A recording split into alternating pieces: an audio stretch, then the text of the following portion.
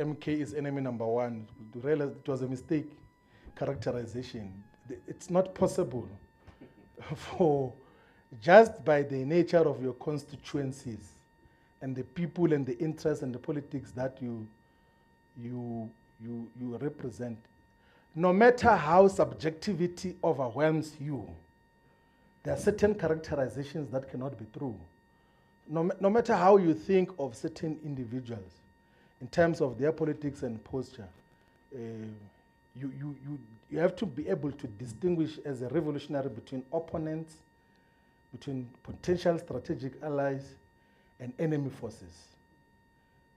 Like, despite the fact, like we know as Mkhonto said, that the ANC is largely in the hands of enemy forces now in terms of its ideological disposition. That is why they've got no problem associating with the enemy forces and forming a government with them, giving them strategic departments of basic education, of land.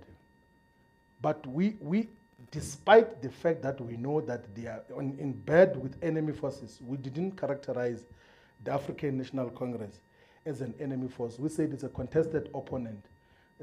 And I would think that this is the characterization that should occur in all political parties and must happen at a much more matured political and ideological way, which is not guided by subjectivity and overwhelmed by personal dispositions and wrong view. Because if you allow that to overwhelm you, you will mischaracterize the juncture which we are in, and then you will therefore mischaracterize just what is to be done by common action of all the progressive forces.